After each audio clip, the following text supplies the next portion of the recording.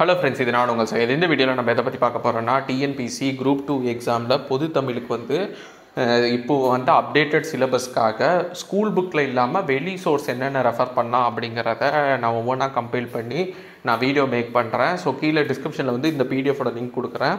இது Tamil Nadu virtual academy வெப்சைட்டில் இருக்கிற ஒரு புக்கு, இலக்கணம் சார்ந்த ஒரு புக்கு.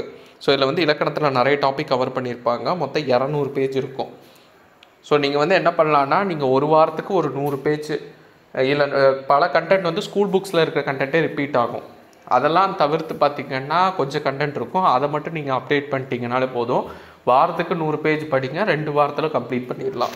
ஸோ இதுக்கான பிடிஎஃப் மொத்த லிங்க்கு கீழே டிஸ்கிரிப்ஷனில் கொடுக்குறேன். ஹைலைட் பண்ணியிருப்பேன் இம்பார்ட்டண்ட்டாக உள்ளது. ஸோ இதில் என்னென்ன டாபிக் கவர் ஆகுது அப்படிங்கிறத இப்போ நான் ஓவராலாக கோத்ரூ பண்ணி சொல்லிடுறேன். இது போக வீடியோவில் பார்த்திங்கன்னா ஒவ்வொரு வீடியோவாக சின்ன சின்ன வீடியோவாக ஒவ்வொரு டாப்பிக்கை கவர் பண்ணுற மாதிரி நான் வீடியோஸும் மேக் பண்ணுறேன் அப்கமிங் டேஸில். ஸோ டைட்டில் பார்த்திங்கன்னா தமிழை பிழை என்று எழுதுவோம். இது 2024 தான் இந்த புக்கு ரிலீஸ் பண்ணுறாங்க, இந்த பிடிஎஃப்.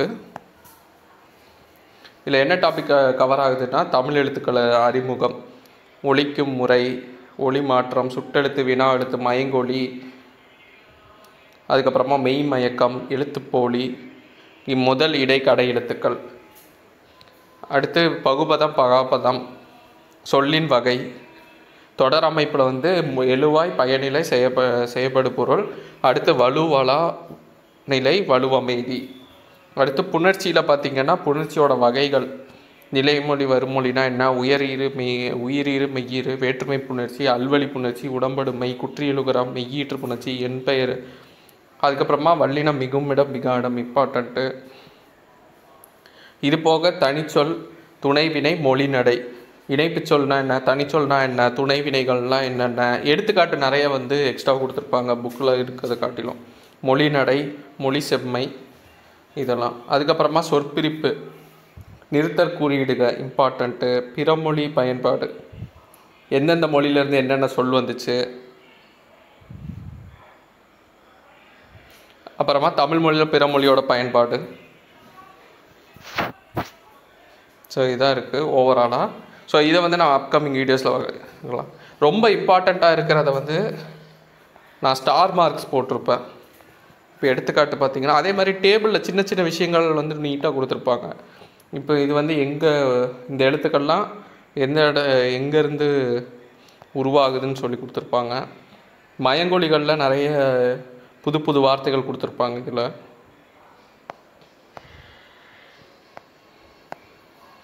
ஸோ இந்த மாதிரி ஸ்டார் மார்க்ஸ் போட்டிருந்தேன்னா அதை கொஞ்சம் இம்பார்ட்டண்ட்டாக பார்த்துக்கோங்க.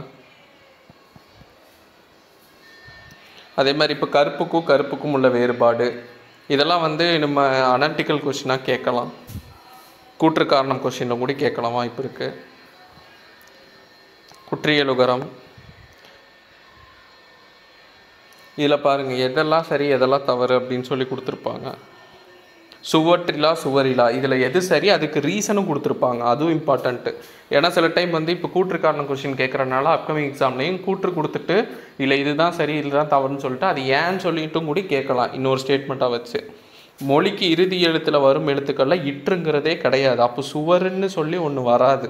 அதனால தான் சுவற்றில்லுங்கிற வார்த்தை கிடையாது. ஸோ இதுதான் ரீசன். ஸோ அந்த மாதிரியும் சொல்லி கேட்கலாம். இதெல்லாம் இந்த புக்கில் ரொம்ப நீட்டாக கொடுத்துருக்காங்க. பகுபதம் பகாபதம் இதெல்லாம் புக்ஸில் உள்ளது தான். அதை அப்படியே ரிவிஷன் பண்ணுற மாதிரி தான் இருக்கும். நிறைய புது கண்டென்ட் இல்லை, ஆல்ரெடி நிறைய புக்கில் உள்ளது தான் கவர் ஆகிருக்கும். ஆனால் எக்ஸ்ட்ரா இப்போ பாருங்கள் இந்த இதெல்லாம் ரொம்ப டிஃப்ரெண்ட்டாக இருந்தது. நார்மலாக என்னென்னா வேண்டாம்னு நிறைய பேர் யூஸ் பண்ணுவோம். பட் வேண்டாம்ங்கிறது தவறு. வேண்டான்னு தான் சொல்லணும். வேண்டும் வேண்டாம். ஏன்னா கடைசியில் ஆள முடிஞ்சாலே அது எதிர்மறையில் வரும். ஸோ அதனால் வேண்டாம் அப்படின்னு சொல்லக்கூடாது, வேண்டாம் தான் சரி. பகுதி விகுதி சந்தி சரி வரும். இயற்சொல், திரிசொல், உகிர், நகம், வீலி, மயில் தொகை, வலி, காற்று,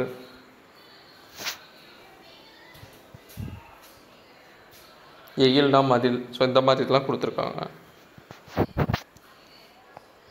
ஸோ இதெல்லாம் பாருங்கள், திசை சொல் ஒவ்வொரு பகுதிகளில் என்னென்ன வழக்கத்தில் இருந்தது.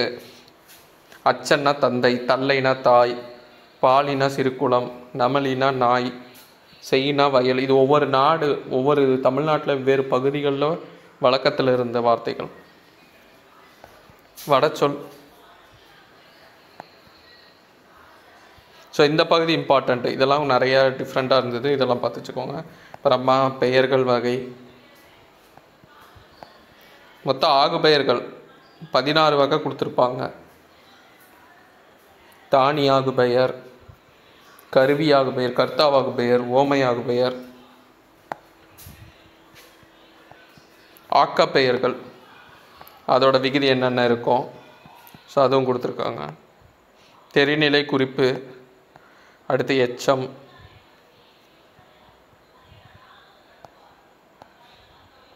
மரபு சொற்கள், இணைமொழிகள், இதெல்லாம் கம்மியாக தான் கொடுத்துருப்பாங்க. அதே மாதிரி ஒரு வார்த்தையே வந்து எந்தெந்த இடத்துக்கு தகுந்த மாதிரி பொருள் மாறுது. கைங்கிற ஒரு வார்த்தை இவ்வளோ இடத்துல வெவ்வேறு பொருளை தருது. இதுவும் பொறுத்துக்களை கேட்கலாம். அப்புறமா இந்த உயர் பொருட்பேர் இதெல்லாம் கொஞ்சம் இம்பார்ட்டண்ட்டு. இது நார்மலாக நம்மளுக்கு கொஞ்சம் புதுசாக இருந்தது. இழி பொருட்பேர், சிறப்பு பொருட்பேர், ஃபெமிலியராக நம்ம இதை பார்த்துருக்க மாட்டோம். பொது பொருட்பேர், இந்த நாளையும் பார்த்துக்கணும்.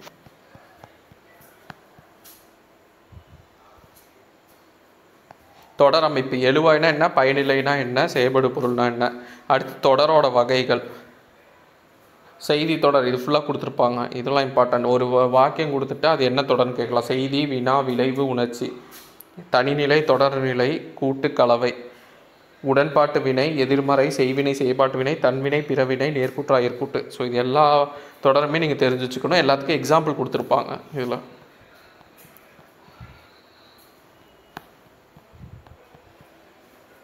வலுநிலை, வளாநிலை, அடுத்து வலுவமைதி, அடுத்து புணர்ச்சி. அதுக்கான எக்ஸாம்பிள் நிறைய இது கொடுத்துருப்பாங்க. புணர்ச்சிக்கு கொஞ்சம் டீட்டெயில்டாகவே இருக்கும் புணர்ச்சிக்கு. இப்போ பாருங்கள், இந்த மாதிரி விஷயங்களும் நம்ம பார்த்துக்கணும். ஒவ்வொருங்கிற வந்துச்சுனாலே ஒருமை தான் வரும். அதுக்கப்புறமா ஒவ்வொரு வீட்டிலும் அந்த மாதிரி தான் வரும். எல்லா அப்படின்னு வந்துச்சுன்னா பன்மையில் வரணும். அதுக்கடுத்து எல்லா உறுப்பினர்களும். ஸோ இது வந்து ரூல். இந்த மாதிரி ரூலும் கொஸ்டினாக எக்ஸ்பெக்ட் பண்ணலாம். அல்வழி புணர்ச்சி, தொகாநிலை தொடர்கள். அடுத்து வந்து உடம்படுமை ஈ யு ஈ யு எங்கெல்லாம் வரும் அப்படின்னு சொல்லிட்டு குற்றியலுகரம். ஸோ இதெல்லாம் சேர்த்தெழுது பிரித்தெழுதலையும் கேட்கலாம். புணர்ச்சி மூலிமா ரூல்ஸ்லையும் கேட்கலாம். இங்கே வந்து என்ன ரூல் யூஸ் பண்ணியிருக்காங்க அப்படின்னு சொல்லிட்டு. வல்லினம் மிகுமிடம் மிகாவிடம், அக்குதிரை, அந்த காலம், அங்கு சென்றான், இனி காண்போம்.